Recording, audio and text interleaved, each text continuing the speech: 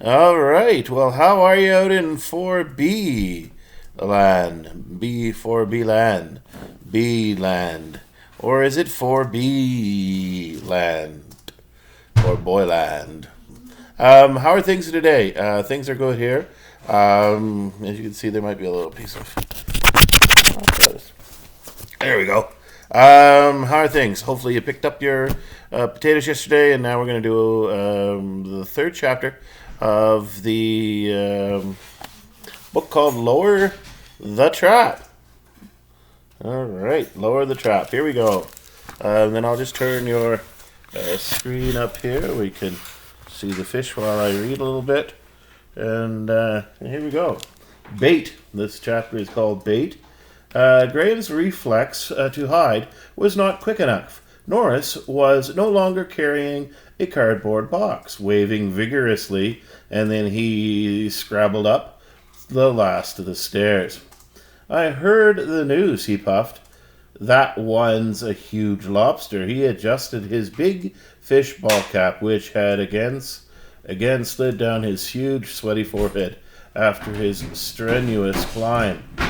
The sight of the converted cap pushed away Graham's nagging doubts. A fresh wave of possibilities hit him. My dad's going to auction it off at this year's Lobster Festival. Then be going to Big Fish. Well, that is, if it brings in the highest bid of the evening, explained Graham, uncertainly creeping into his voice. Norris's eyes flickered, and Graham instantly wished that he had not told him anything. Norris used personal information like a weapon. You know what I did, said Norris, all weasel-like. Norris never waited for an answer. No one's going to bid against that giant lobster. The meat will be too tough to eat, if you ask me. Tough, maybe, said Graham, but some people might want it as a trophy. Take your dad, for instance. Norris's eyes flickered again. That's what I thought, he said, but I just talked to Dad at the cannery, and he's only lukewarm about the idea. Your dad didn't seem lukewarm down at the wharf, Graham. Oh, he's lukewarm, all right, Norris announced with authority. The annoying jiggle of coins commenced. Graham grasped the railing of the porch and looked over the empty bay. He could have possibly get to Big Fish for a chance to talk to marine biologists in person if he had to rely on some stupid community auction. Lost in his own despair, Graham was startled when Norris next spoke. You know what I think? I can talk my dad into bidding really high on your dad's giant lobster. Graham turned to Norris. Norris, with his scratched-up arms, crossed confidently against his chest. Norris was with his polished metal smile. Norris, who had been to so many faraway places that Graham could ever dream of. Graham sighed. With Norris, there was always a catch. What's the catch? Asked Graham. Norris dug into his pockets and produced the list of suspects once again. Help me solve the cactus mystery, said Norris, waving the list in front of Graham's face like live bait. Graham glanced down at the government wharf. Already the large crowd around the Harmonious, too, was dispersing. Everyone was going home for the day, and maybe, thought Graham with stomach flutters with panic, there was already losing interest in the monster lobster. Deal, Graham muttered, and he reluctantly took the list from Norris. Norris beamed as he spun around and bounded down the stairs for home. Graham stepped over Fetch and went around back to the mudroom. Once again, he slowly unfolded the paper to review the list. Where to begin, he wondered. Graham was still trying to decide whom to investigate first. When he went to feed the giant lobster the next day, he peeled off the lid of an old ice cream bucket and plucked a stinky piece of mackerel from the greasy contents. What a reek, he said. What a reek, he said. Oh, that stinks. Then he dropped it into the lobster tank at Lower Narrow Spit Community Museum, which was located in the town's vacant train station.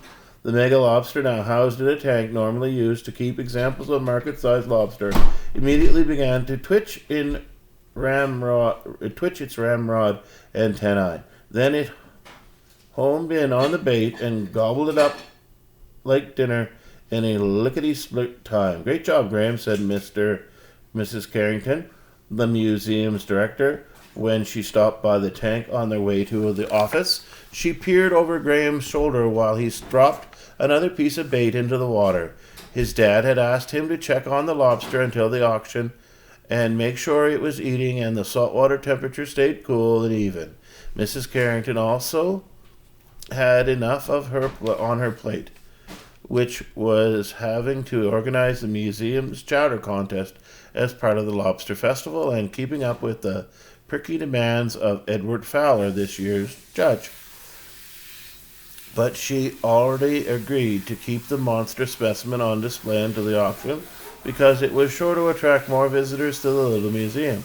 The phone rang. "Excuse me," said Mrs. Carrington, and she hurried to her office. Her voice floated back to Graham as she recorded the feeding in his scientific journal. "It's probably over 50 years old," he heard her say.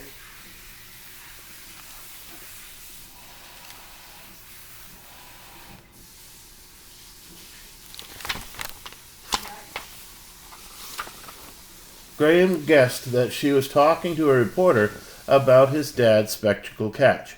The giant lobster stared at him, expecting another piece of bait. "That's enough for today," Graham announced as he firmly pressed the lid back on the ice cream bucket. He did not want to overfeed the crustacean, so it ended up like one of those sideways floating mummy clogs, which reminded him he had not gotten around to dangling the net by their ankles.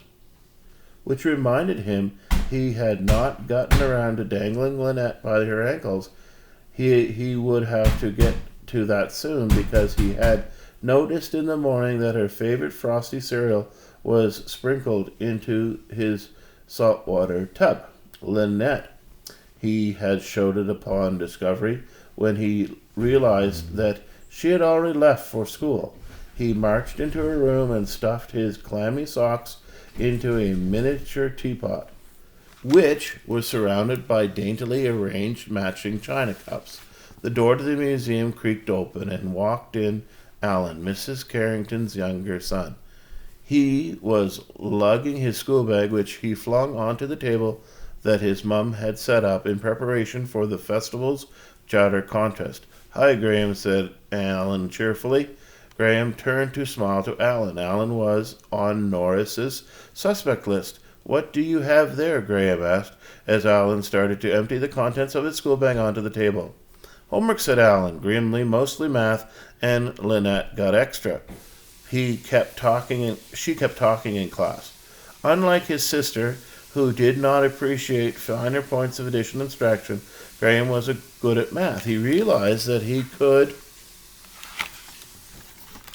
easily interrogate Alan while assisting with his homework. "Need any help?" said Graham, careful not to appear too eager. "Sure," said Alan, sounding entirely unsuspicious. Graham pulled up a chair and sat beside him. He quickly scanned the contents of Alan's school bag, on high alert for clues, while Alan rummaged about for his math sheets. "What's this?" said Graham, pulling out a painting from the messy pile. "It features a crude picture of someone marooned on a desert island and with the word 'help' written in the sand." "We got new brushes in art class today," said Alan. "You like it?" "It's really good. Is that you alone on an island?" "No, it's Norris. I matted him when I painted it." Alan returned to rooting for his math sheets. "That's Norris," said Graham with sympathy, but his heart was pumping wildly. What he'd do to you at this time? He wouldn't get off the swings. "So you drew this?" "Yes. He never lets me have a turn, and my mum wants me to come here to do my homework after the after-school program, so I can't wait around all day for him to get off. I haven't been on the swings in ages. Do you always come straight home here, or come straight here? I have to, my mom says. Why? No reason, says Graham with disappointment. Obviously, Alan could not have done anything to Mrs. Penfield's cactus if he had to report to the museum daily as soon as the after-school program was over. Interrogation concluded.